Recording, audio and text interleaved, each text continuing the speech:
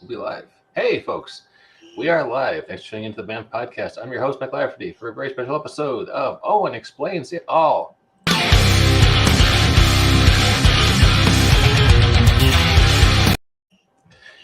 And that handcrafted artisanal musical intro lets you know this is a quality podcast coming to your ear holes, starring Mr. Owen KC Stephens. How you doing, Owen?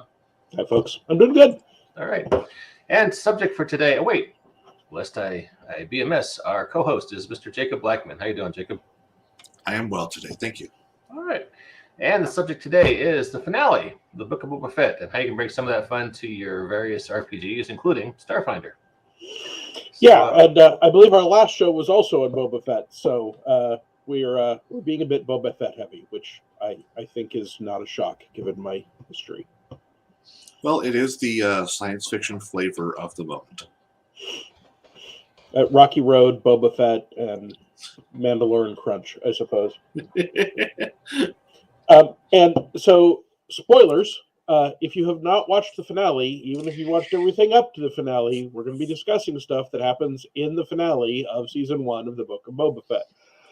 And I was a little cheeky in that I suggested to Mike that we subtitle this one, What Was All the Fan Rancor About Anyway? And if that doesn't make you groan, then go back and watch the finale again. So, the big payoff, which was not a shock for people that were paying attention, was that Chekhov's Rancor, the giant monster that had been introduced by Machete earlier in the season, shows up and does a fair amount of droid stomping and wall smashing before going somewhat renegade and doing maybe not as much damage to the town as the giant robots that it was there to stop, but certainly a lot, and then finally getting put to sleep after doing its King Kong impression. Now, I personally have been treating this entire season as a trade paperback tie-in to the Mandalorian comic, right? It is clearly not only the same universe, but intricately linked to the same story. It's not designed to stand alone. The expectation is that you'll watch The Mandalorian 2 seasons, and then you'll watch this, and then you'll watch the next season of The Mandalorian. So I think a lot of the objections that people had to it were based on not really getting that this was a sub-chapter of The Mandalorian, and they had some characters, some background characters that they wanted to do more with, and they wanted to pass time between Mandalorian seasons without nothing happening but 2 episodes, because basically 2 episodes of this were 2 episodes of The Mandalorian. Most people I know have decided that the payoff was worth it, even if they weren't a fan up till now. I personally enjoyed the whole show, but I don't insist that Star Wars necessarily make a whole lot of sense. Way back in the original movie, right? You've got a weapon that you're told can blow up planets, and then it can't fire on the enemy because there's a planet in the way. And that's the only reason the rebels stopped the Death Star, right? So if you go back to that, well, why don't they just, then you end up with, well, why don't they just blow up the planet in the way and then blow up the rebel base, or let the raining chunks of debris from the planet destroy it? So basically, Star Wars is a fantasy series that works on the rule of cool and has starships and blasters, and seen from that light, I very much enjoyed the Book of Boba Fett. What I found fascinating about the end, which when we did the last Boba Fett thing, I had not intended to do another Owen Explains It All on Boba Fett. But there is something about the last episode that directly speaks to a great way to handle something that has been added to Starfinder recently. And that, weirdly, is mecha. In Tech Revolution, there are rules for mecha, actual full mobile tanks with arms and legs mecha. And the way the game handles those is to say, hey, look, if your characters are in mecha, they're going to be able to handle encounters that are 2, 3, 4 CRs higher than their level. That's what they're there for. So I know a lot of people have said, well, why would I have an encounter that the players sort of see coming that is going to be CR 2, 3, 4 higher than their normal level? And that is basically what the entire last episode of the Book of Boba Fett is. It's an encounter that is higher CR than the heroes, the characters, main characters can handle. And they're doing fine for quite a while, and then 2 giant Scorponok droids show up, which are basically clearly tanks, very advanced tanks for that matter, and they are tearing the heck out of the city. There they are, and Boba Fett ends up having to go get his Rancor, which was gifted to him earlier in the city, and ride it in to smash up the tanks. Well, if you treat those Scorponoks as robotically driven mecha and treat Boba Fett's Rancor using the mecha rules, here's a thing that you're not going to carry around all the time, but you can pull out when the situation calls for it, the narrative flow will be very similar to it was in this episode. And if I was the GM and I was looking at this, it'd very much be, well, there are also other built-in reasons why I might well give this option to player characters, and they would have a reason not to pull it out every time they're in over their head. First of all, the Rancor obviously lives at Boba Fett's palace, i.e. the old Jabba palace, where they've got a complex for it. So that thing's not going to fit on a fire spray, and most commercial freighters aren't going to let you bring a Rancor along. You obviously can ship them because the twins, the cousins to Jabba, brought one along, but it was asleep at the time and slept for quite a while afterwards. So you can also say, look, the only safe way to transport these is if they're asleep. So if you know there's a problem and you want to ship your Rancor to it, it will sleep through most of the problem unless it happens to be right at your home base. So it would be quite easy to do something like warbeasts that use the mecha rules, but rather than being mechanical or biological. And my tie-in blog, which I will be putting up on my website Wednesday rather than tomorrow, because I've looked at my schedule and I'm going to have to finish writing it, we'll be looking at how to have a warbeast template that you can slap on mecha so that you can have mythosaurs and rancors and whatever the name of the thing is that Boba Fett was writing in the animated short that introduced him way back in the Star Wars animated special, which for people that missed the throwback, when he's introduced to the Rancor, he says, I've ridden bigger beasts before. He's talking about that thing that was not canon until part of it is now. Yeah, they keep trying to make the holiday special canon. Well, so, I mean, that animated segment was the best part of the holiday special, and did not have a lot of the silliness that the rest of the holiday special did. Mm-hmm. And it's very much in keeping with the animated style of, say, droids that came along later. Mm-hmm. I think it's great to have the sort of partial tie-in that says, okay, it is now canon that Boba Fett rode a big beast. That does not mean that it was this beast in that animated special. Yeah. Like the Mandalorian's disruptor rifle, right? That originates in that animated series, but they have not established that was all canon. They're just taking the parts of it they like and bolting it in. Yeah, there it is. I don't know what that thing's called, and I there was a time in which I did, like when I was writing the Alien Archive for the Star Wars role-playing game. But you know, he's ridden one of those, so yeah, actually, that animation is really a lot like droids. It's more than likely the same group. Yeah, it might be. I mean, I've never looked into that, and I've never watched them back to back. So, I think this episode, you know, up till now, I've been seeing the story of Boba Fett as very much about what's it like to need a tribe. How can you introduce rules that allow you to have followers, which was my previous blog. A quick and simple set of rules for, hey, you are a guy in charge of something now. You've got some people hanging out helping you. How can we do that in Starfinder without anyone having to run, 3, 4, 5 NPCs all the time? But the Rancor is clearly something different. The Rancor is something that you pull out when you're in over your head, when the situation is ratcheted up to a certain point. And narratively, it's kind of brilliant. We know the Rancor is there. It's Chekhov's Rancor. It was introduced earlier. We know it cannot easily be or quickly be transported. And even though it's strong and blaster resistant, if it dies, it's gone. You can't just have it repaired.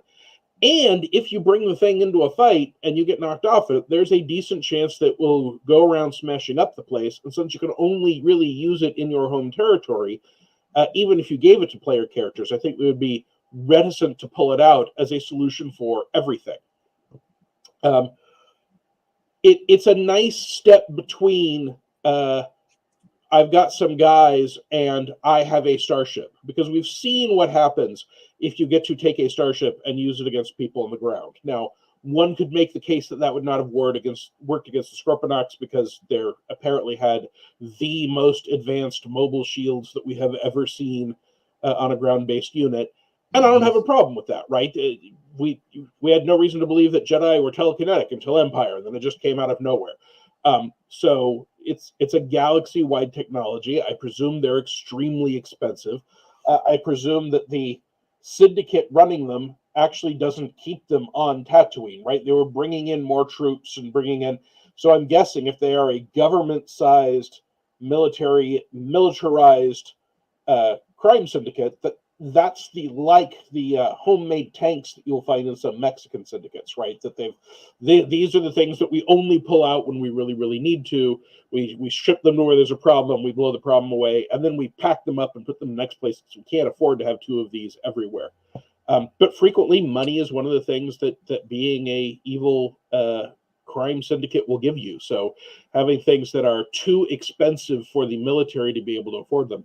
Actually, Jacob just today had released his Steel Dragon product for M&M, which has a Steel Dragon robot, which is amongst the most advanced robots, security bots, war bots in that world setting, in his superpowered legend setting, but is so expensive that a standard military can't afford it.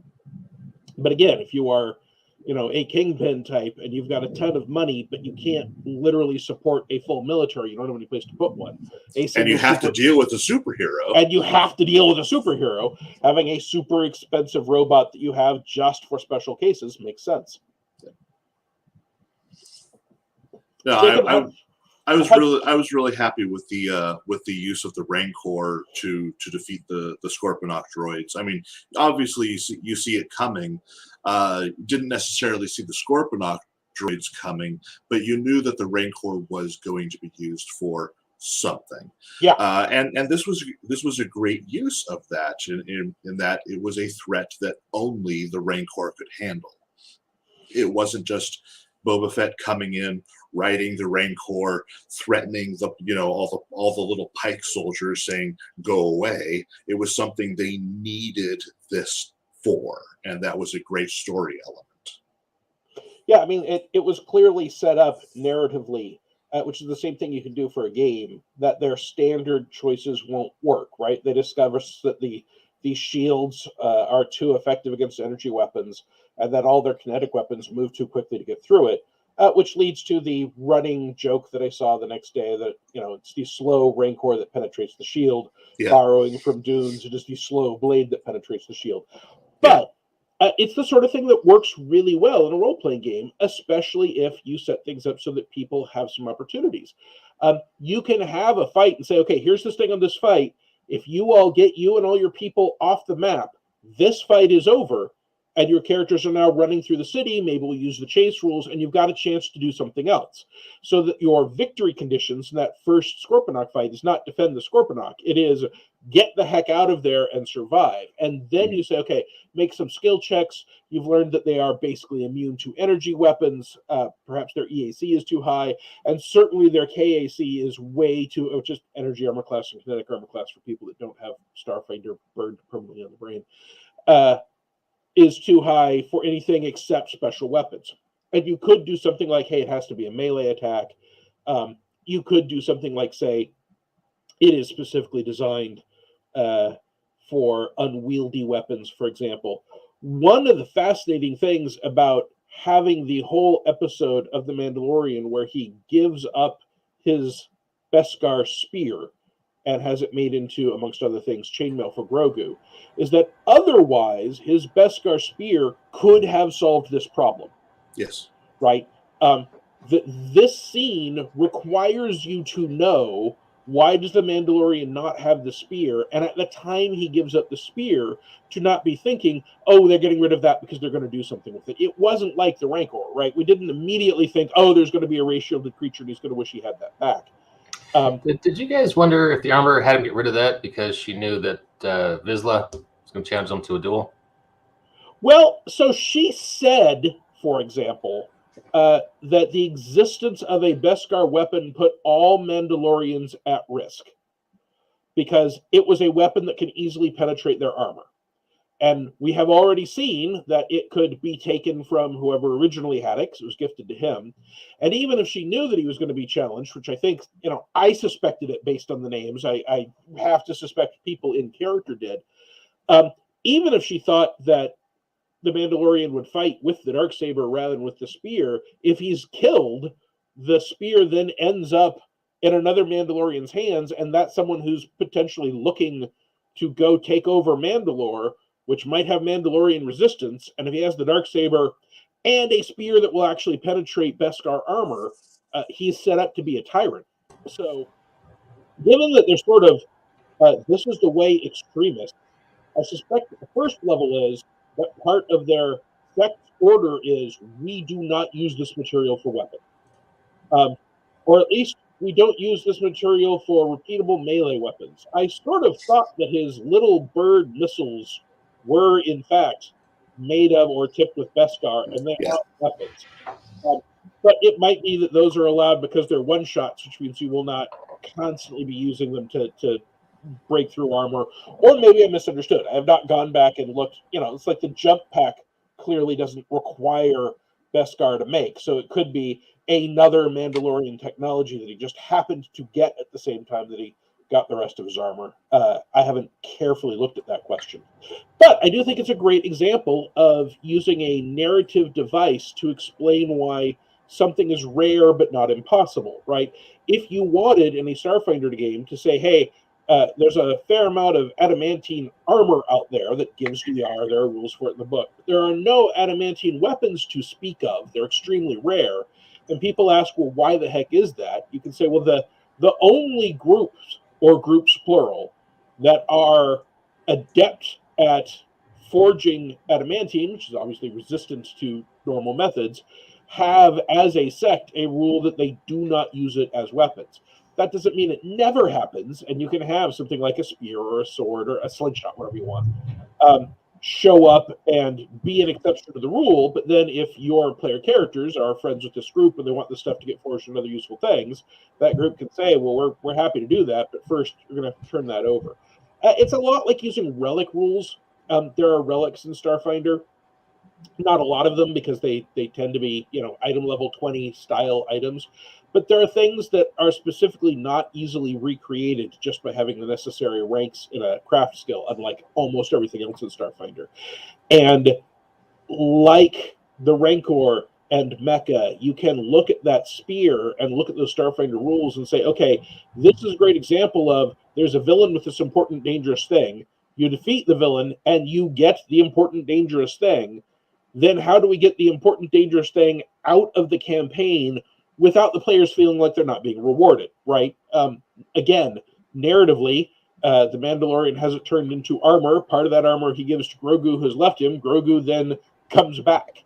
So he gets to have a permanent sidekick, and that sidekick has better protection, and he now has a quest to redeem himself for having ever removed his helmet in the presence of others, all connected to finding that Mandalorian covert and having the spear converted. So I think there's a lot of really good narrative tools you can look at this series for to figure out how do we do various storytelling mechanisms using the tools that Starfinder gives us that don't necessarily intuitively come with the rules for how they work. All right, cool. So, you got a solid 8 minutes off that question, Mike. I did. I note that, for example, the Mandalorian is constantly going in the back to take early in the series, and then he's finally told, your healing process is finished. And right after that is when he goes back to pretty much kicking the ass of the vast majority of people he's dealt with, which means there is a reasonable argument to be made that he couldn't do stuff great before because he was injured. He could have been suffering permanent setbacks, which if you wanted to in Starfinder, right, you could say, hey, you've got old injuries. You have 0 resolve. So you can't heal your stamina points between fights. You can't use special abilities until you're fully healed. You're running around, you're doing stuff, but all the resolve-powered things you would normally have aren't an option. And you may well be constantly fighting defensively because you don't want to suck down damage. Now that thinking about that mechanic, oh yeah, that sucks. Yeah, I could easily see that as a way to limit players with lingering injuries. That is a great idea. And it's different mechanically than just giving them a -2 to everything, right? If you're sickened or off target or flat-footed, you have these flat penalties. But the math in Starfinder is pretty tight. So if you tell someone you are sickened all the time and they are still taking potential penalties from other things, they can very quickly get out of their depth dealing with typical encounters. If you tell them that because you tire easily, you can't heal quickly, you still ache like from surgery, your character does not have any resolve. You don't have that reserve of depths you pull up so that you can shrug off the stamina that you've taken, so that you can activate the feats and special abilities you have. It does not prevent them from doing their day-to-day stuff. Their armor class is the same, their damage is the same, their attack rolls and skill checks are the same. It is just the things that require you, and first of all, you can't recover stamina during the day, and that's huge, right? Your envoy will be the only way you're getting stamina back at that point. So you're trying to avoid fights as much as possible and avoid taking damage in fights. You might be a good deal less flamboyant. But also, if you have powers that say, you can use this once a day, and then you can reuse it after you have, I call it recuperate, but spend a resolve to regain your stamina points. Those all become just once-a-day abilities. You can't reuse them. And the abilities that require you to burn a resolve to activate at all are just gone. So it'll affect some builds more than others, obviously. But I do think, especially from my point of view, when you're looking at The Mandalorian and Boba Fett, you're looking at mid to upper tier characters, right? These are not third, fourth level characters. These are people that have had an opportunity to pick up some special abilities that are resolve driven. And that is, I think, a good way to represent those lingering aches and ailments that the Bilbo Baggins, I feel like butter scraped over too much bread. So now I'm suggesting that you make Bilbo Fett. Oh no. Who has a jump pack and a Mandalorian helmet and invisibility. Well, there's an Amazon show coming up. There is an Amazon show coming up, and I'm sure we'll be talking about that eventually. Yeah, there should be enough magic in the Rings of Power, not the least of which may well be the Rings of Power, that we could have a conversation about them. Although, just sitting here, one of the things that I always found interesting was that the Ring of Power, the One Ring, it makes you invisible. That's great. That's potent. But that doesn't seem like the sort of thing that entire empires topple on. But if, for example, making your Ring of Power, they say that he put part of his essence into it. If half your resolve points go into the Ring of Power, and whoever has it, whether they're wearing it or not, can burn those resolve before their own, that becomes a huge, kind of hard to see, not obvious power source that matters to people.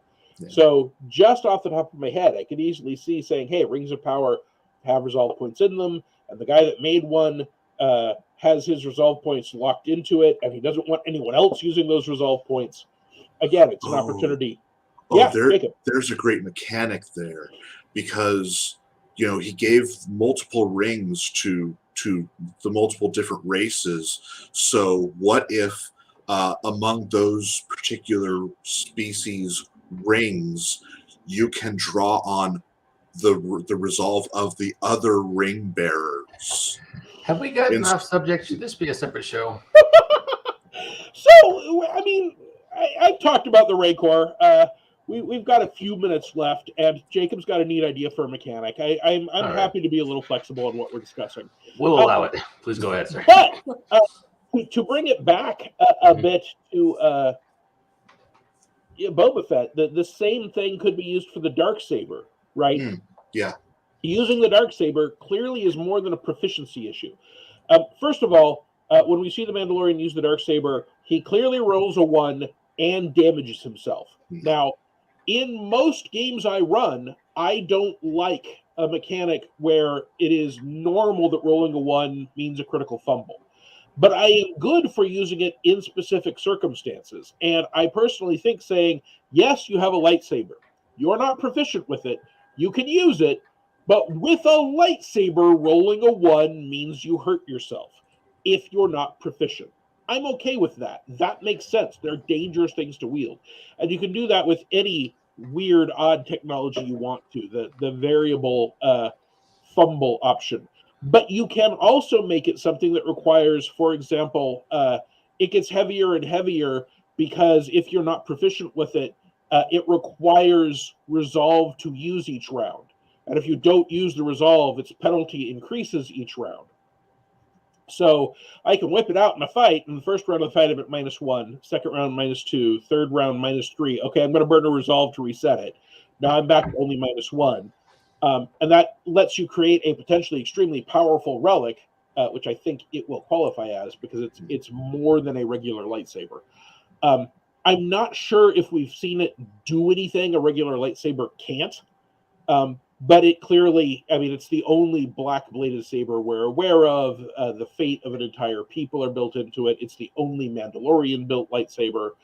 It would not shock me if the handle of the Darksaber was made of or included Beskar so that the handle was lightsaber resistant, which, as Darth Maul can tell you, can be important and relevant. And I think anytime you've got something that seems a little weird going on and you want to adapt that to Starfinder, looking at resolve points is a great place to do it. Because they're a universal mechanic. Every character has resolve points. Everyone uses it for at least something, which is recovering stamina points between fights. Some people use it for a lot of stuff. We specifically tried to set things up that before 5th level, characters should not end up with abilities that spend resolve unless it is defensive or healing, because we wanted people to have those resolve points to be available to recover damage in between fights and to stabilize and get back into the fight if you need to, if you're knocked out. But around 6th, 7th, 8th level, you start to have enough resolve points that you can spend them on other things. And if a character doesn't have enough resolve points abilities and they are feeling left out when, you know, envoys are using them for skill checks and spellcasters are using them to create additional effects for spells, and vanguards are expending resolve points to get additional entropy points. One of the things you can do is to introduce a mechanic or an item or a device to the game that say, hey, this thing, you could make it as simple as you are not proficient with this weapon until you've got exotic weapon proficiency. But if you spend a resolve, you will then be proficient for 1 minute because you have bonded with this semi-psychic plasma sword, whatever we're going to say, other than trademarked lightsaber. Psionic Spirit Blade. What? Psionic Spirit Blade. Yeah, Psionic Spirit Blade. Absolutely. Beam saber, right? Whatever you want. It's just. I call them star sabers in my game. And, you know, the prequels specifically with Laser Sword, but I still don't think that they've got Laser Sword trademarked over there at Lucasfilm, unlike Lightsaber. So while we did get a little bit off, we brought it back to the Book of Boba Fett, that there is yet, in addition to the mecha / warbeast things you only bring out for special occasions mechanic, yo, dog, I heard you like exotic weapon proficiency, so I'll let you give your pet badger, which you use an exotic weapon, the ability to use exotic weapons so you can have exotic weapons on your exotic weapon. For that, go ahead. Finish. You were saying something. that immediately brought me to Gopher Chucks from Kung Pao Enter the Fist. All right, you go ahead, Jacob. Yeah, the meme brought to mind a GIF I once saw of someone who said, "So your animal companion now qualifies for a feat. What feat did you give them? Exotic weapon proficiency. Why?" And then it goes to a GIF of a dog who has bitten down on the end of a balloon, and the balloon he's flipping around on his head is swinging around rapidly. It looks like a morning star. Yep. So it's like, I've seen that, in fact. So those. I think there's some great narrative stuff to take away from the Book of Boba Fett. I think there are some cool hints on how you can use mecha and similar drop-in for special encounters options, and how you can tie resolve points into both drawbacks and benefits for your campaign. All of which I will talk at least some in my blog on Wednesday. All right, sounds good. We will have those links in our show notes when they show up. So, Owen, always a pleasure, sir. Thanks for coming on. Thank you, sir. Jacob, always a pleasure. We've got just 30 seconds left, so I will indulge us all with our great musical intro. 1 second. And with that, we will catch you next time on Owen Explains It All, hopefully in 2 weeks. So take care, everybody. Bye, folks. Have a good one.